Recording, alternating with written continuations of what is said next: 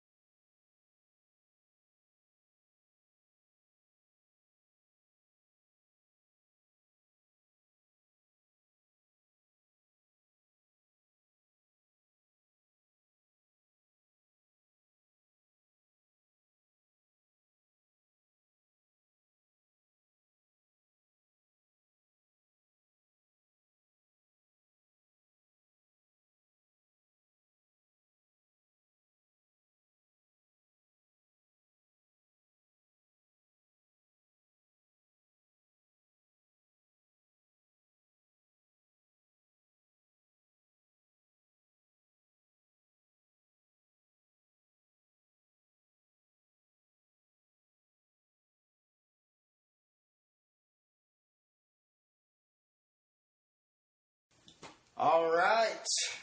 Ho, ho, ho! It's the Christmas episode. I have a feeling one of us is going to have a life-changing experience through the course of this episode and come out a better person on the other side. Maybe be grumpy old Vic over here. I'll have a change of heart. The Vic that stole Christmas. So, it was the Christmas episode. I went with Ernest Saves Christmas. Now, if you are under the age of 30, you're like, who the fuck are you talking about? Is Ernest a name? That doesn't even sound like a real name. No, it was. He was a icon. I'd say as a pop icon for like the the 80s and early 90s. And he was hilarious. Played by Jim Varney, who did several other things. He was on Ernest. No, he also Ernest. was in the Beverly Hillbillies. And he did some other things. I don't have his page in front of me because the laptop's out of commission. But I think he used car salesman originally or something like that. he might have been. I think so. A great man. So, for those of you probably late 20s, 30s, and up, he was the, know what I mean, Vern? He was that guy. And this was the quintessential Christmas movie, you know? He was also Slinky Dog in Toy Story. Yes, he was. Absolutely. And he was the Carney on The Simpsons, who takes the Simpsons' house. Ooh, he was in Three Ninjas. Oh, I mean, classic, cinema classic. Was he nominated for an Academy Award? No, he just missed out. He should have been. So this movie, I thought was interesting. This opens up with Ernest as a cab driver, and he picks up Santa Claus. Now, you know that this was a pre-9/11 movie. Because Ernest goes fucking nuts at the airport, and no one has an issue with it. Not to mention also, when Santa Claus goes to the airport security line, did you notice that they were just like, yeah, all right, go on. Yeah. Oh, this is just a giant red bag that has glowing things in it? Yeah, sure, go ahead. All right. Again, whatever. if this would have been 2014, Santa would have been tased. Right. It not only happened then, but then when the kids went back later, Yeah, they just they walked did the through same line. thing. Yeah. No tickets, no nothing. Like Santa, get in there. Put your arms up. Yeah, as soon as, We got to pat you down. as soon as Santa would have reached into that red bag, he'd have been shot. and then you would have had like protesters walking around with "Don't Kill Easter" shirts on, and it would have been terrible. Gloves up. Antlers up. And then so Santa has a huge hassle. Ernest has created a huge hassle as well. He gets Santa so he can just pick up somebody and get out of there. And I noticed that when they were driving, Ernest reaches into his glove box, and there is a "Keep Christ in Christmas" bumper sticker in the glove box. Mm-hmm. I didn't know Ernest was real conservative. Like, he came across. You know that he was like, hey, can we go ahead and throw this on the inside of the glove box here? It'll just be a quick shot. Nobody's gonna notice it. Hey, I want to tell you about our Lord and Savior. Know what I mean? Know what I mean, Vern? So basically, at this point, Ernest has aided and abetted a criminal because he takes Santa back to his house, which is also a little strange. Something you didn't mention yet was the insane cab ride to the airport with the one guy that was wanting to get to the airport. Oh, yeah. The most absurd cab ride I've ever seen. Where once he gets to the airport, after weaving in and out of traffic, the guy is so scared that he's literally frozen stiff and can't move, and he has to pick him up and carry him out of the cab. And just absolutely ridiculous.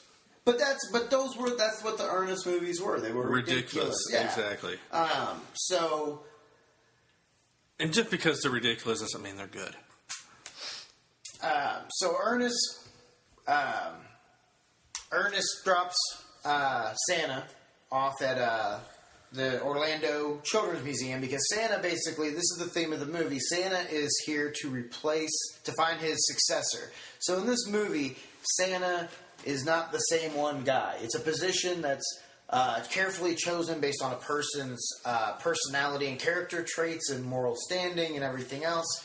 They have to have the true essence of Christmas in them, and that person is then Santa Claus for the next however many years until they feel that their time is up and they start to lose their magic. And he has chosen a man named Joe, who is a children's puppet performer. And everything else. He's kind of fallen on some hard times. Very big in the Orlando area. Or as I like to call him, Creepy Joe. Creepy Joe? Why is he Creepy Joe? The dude was creepy. I thought he was a Santa-ish character. He's not supposed to be full-blown Santa at the beginning. He's kind of going through. You see kind of the internal struggle. Like that's what a good Christmas movie has. It has an internal struggle between doing right and doing wrong,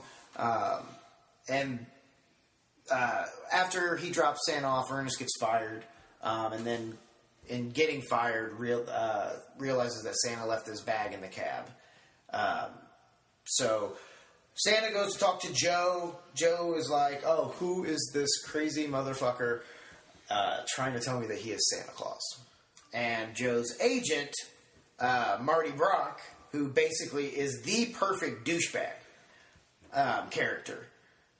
Is telling, obviously doesn't want Joe talking to this guy. He's ready for him to go do this new movie called A Christmas Sleigh. But it's sleigh like murder. It's basically a campy horror. A movie we would do on this podcast. Basically. Like, honestly, I was a movie that Corey would really enjoy. Yeah, I was hoping to get a cut of that movie. Would have been awesome.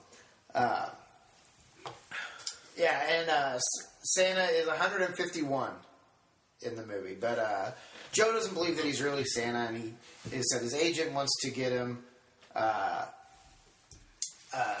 over to auditions for this Christmas Sleigh movie. Ernest also meets a runaway girl who he befriends, and that whole situation with this girl was just weird. And I'm not talking about the age difference between the two of them, but just the fact that she shows up and then just spends the entire next couple days with him and nobody cares. Yeah, because she was what, like 16, 15? I don't know what her age was in the movie. Here's one thing I did think about. It's like, when you're a kid, or when I was a kid, like, Ernest is just this zany, hilarious guy, right? With a child's spirit. But when you're an adult, you're like, this is a creepy guy in his 40s who lives alone in a weird apartment or a weird house and hangs out with random kids he just meets. So yeah, like it's a different thing. If Ernest lived in my building, I'd have a restraining order against him. We're like, you need to jump past his landing. Because also the fact of the scene where they decide to take the Christmas tree to Vern's house, which was the kind of the glimpse of, because this wasn't even really a typical Ernest movie. It wasn't full blown Ernest, It had a little more heart to it, but this was kind of the classic Ernest scene where they bust in the house. They're using you're supposed to be looking through Vern's eyes as Ernest basically tears apart his house, putting up the Christmas tree and everything else. Basically the most unwelcome guest, but at the same time he's sweet and adorable and lovable, which is why kids love these movies. And I think this movie itself, maybe not like Ernest Scared Stupid or Slam Dunk Ernest or Ernest Goes to Africa.